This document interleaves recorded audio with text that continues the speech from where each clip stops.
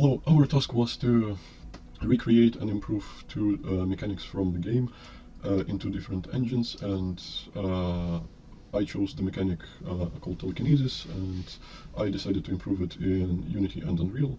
And this video is a short overview of how the how the tools work, since we had to create a tool for game designers, and then provides an overview of how the mechanics were implemented.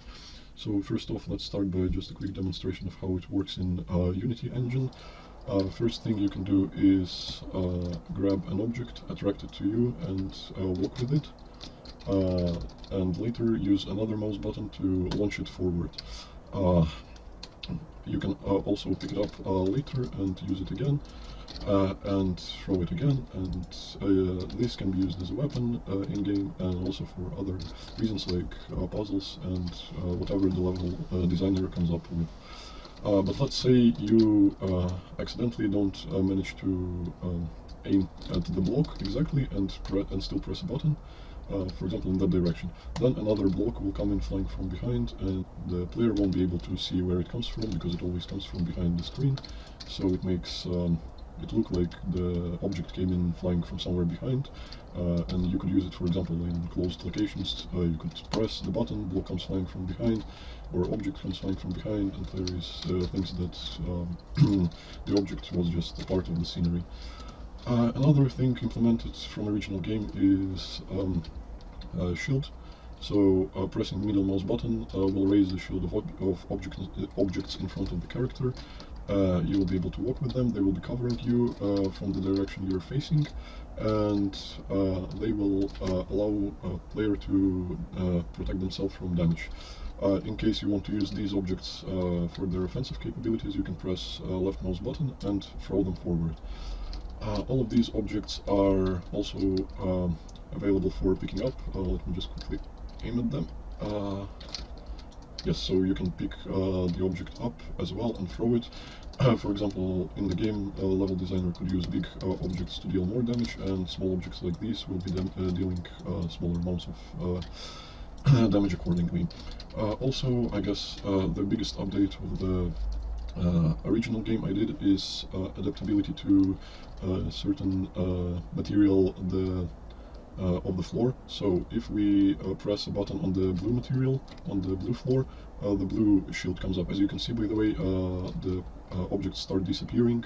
This is also a customizable option created to optimize the game. So yeah, let's go back to material. So if you take a shield from blue material, you can see that blue shield comes up, and as you can see, it also consists of different objects, for example cubes and cylinders in this case. But if we go onto red part and raise the shield there, it becomes red. And as I mentioned, the optimization part is also present, so a player won't be able to just raise billions of those particles, since they will start disappearing at some point, and it will solve the issue with performance. Also, as you can see, when you raise the shield is actually moving very slowly and very chaotically, but it is still moving. So now let's take a look on how this is implemented. So you can the level designer gets a script which they can add onto any character as long as they have just two empty objects and a camera. And first thing that level designer gets is setting up how the attraction and shooting works. So as you can see, you can put attraction range higher or lower. I made reasonable margins so that you can't attract things from too far, because otherwise it would kind of ruin the point of having it, since players of having these objects coming from behind, since players would be just able to attract everything from everywhere. Then you can set up launch speed, which just determines how far and how fast the objects will fly, the offset from where the created objects fly in. So if you want them to fly more from up, you can change one of the sliders. If you want them to fly more from the right, you can change another slider. There are 3 sliders which allow for changing of that. Rotation is responsible for how much the blocks rotate whilst are in your hands. So let's say you don't want them to rotate at all, you can just put it to 0. 1 second, let me grab another object which will show it. Yeah, so the block will stay completely still in your hands and it won't turn at all except for when it's colliding with something. However, if you want, you can set it up, for example, like that, and the spinning immediately appears, as you can see. Yes, the blocks immediately start rotating in a certain direction. Next thing that I implemented was the throwable array. So this allows you to add as many of additional elements to throw that fly in from behind. So these elements, you can add as many of them as you want, and they will be chosen randomly. So let's say you want this block to be a part of your fly-in arsenal. All you have to do is put a tag to can-grab, add a rigid body to it, and then use this cube as a prefab. So you created it as a prefab, you call it, for example, cube, and you go back to the script, you press plus, you drag it here, drop it here, it's done. Now there is a 33% chance that this kind of cube will fly in from behind. Let me try to get it quickly. Unfortunately, I'm not very lucky. Yes, as you can see, it flew in eventually. And you can do it with any object that you want, as long as you create a prefab which has a can-grab tag and rigid body.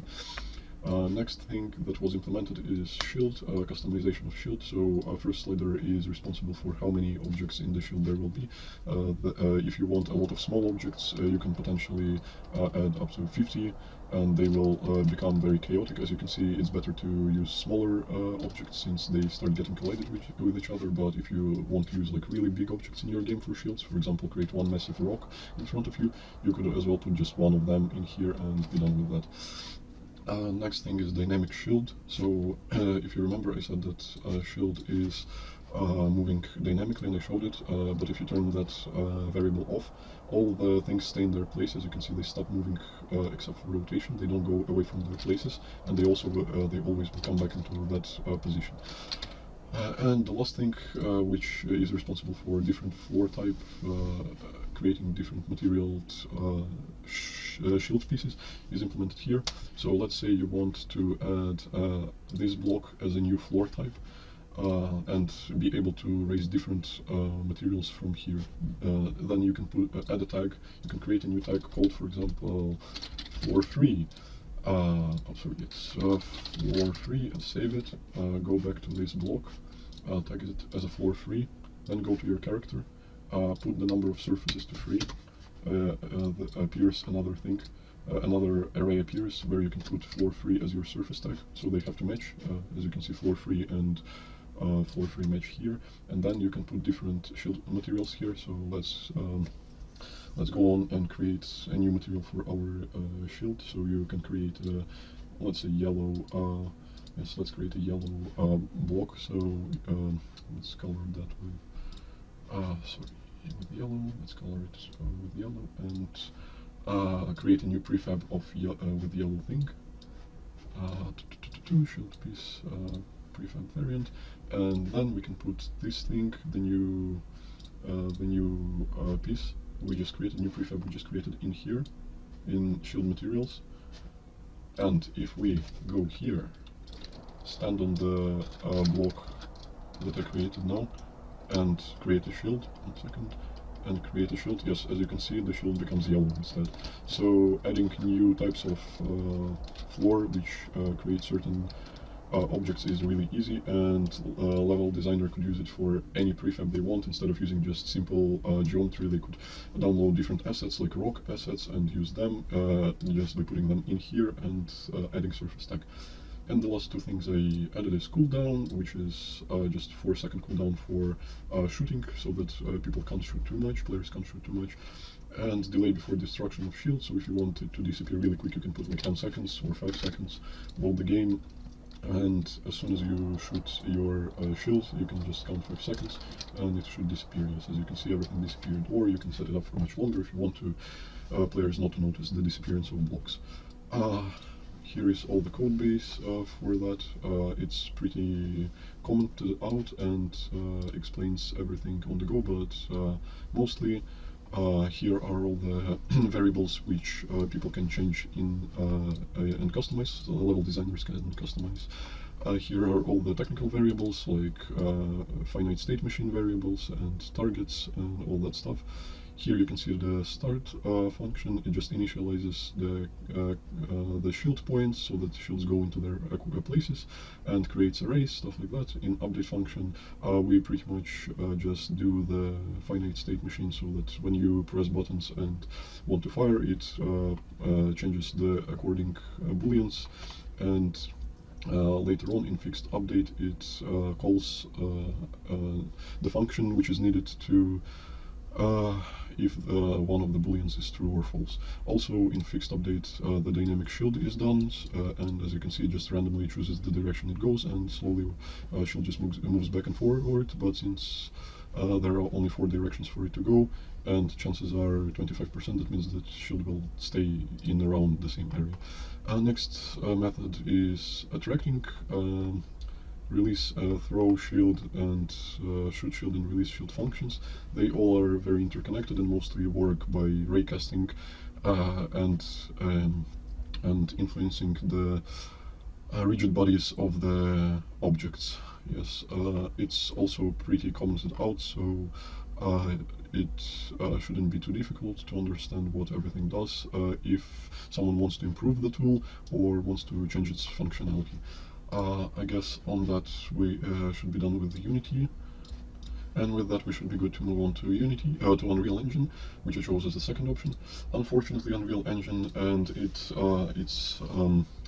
blueprints don't really allow for tool creation as much as Unity does, and all I have been able to achieve is grabbing items and spawning them behind you. And that is pretty much it, because Unreal is much more dependent on one-time implementation, in my opinion, at least for when it comes to creating a tool like that. Since you can't create arrays so easily as you can do it in Unity, and also accessing some of the parameters through blueprints is much more difficult. So if we go to, if we look at how it is implemented, it's just a bunch of blueprints on the third-person character. So first of them is for attraction. It raycasts a line forward from your camera, then it gets information about what it hits, and using physics handle, it grabs the component the raycasting hits. Then, in case you don't hit anything, you create a new actor, which is just a sphere blueprint for now, and as I said, it's really difficult to put anything else in this sphere blueprint place in case you want to implement functionality like in Unity. So I was really struggling to make it work as even close to Unity. In here we can see the blueprints for launching, picking up and dropping, which is pretty much just you start the event on mouse button click, and here is the launching of the object. So you just apply impulse to object you're holding, and ticking is necessary to make the object follow you, because Unreal is a bit different in that matter as well. You need to make all of the objects you want movable, and when it comes to creating objects through the blueprints, it also causes some issues, since you can't really choose a mesh or anything, because usually objects are instantiated as static. Overall, I would say that I preferred working in Unity much more, since it allows for more customization. It has this handy inspector where you can drag and drop everything instead of having to give your level designer a very broad instruction on how to change any blueprints by going into third-person character, and for example if they want to spawn a cube instead of a sphere, they will have to find that button and change it to another blueprint, which is much less convenient than just creating a new prefab in Unity. Just literally bring it from here to here, and then edit and then drag and drop. That's much faster. And with that, I guess my overview of this project is done, and I hope you don't have any you understand everything, but if you have any questions, I would be really happy to answer them. Goodbye.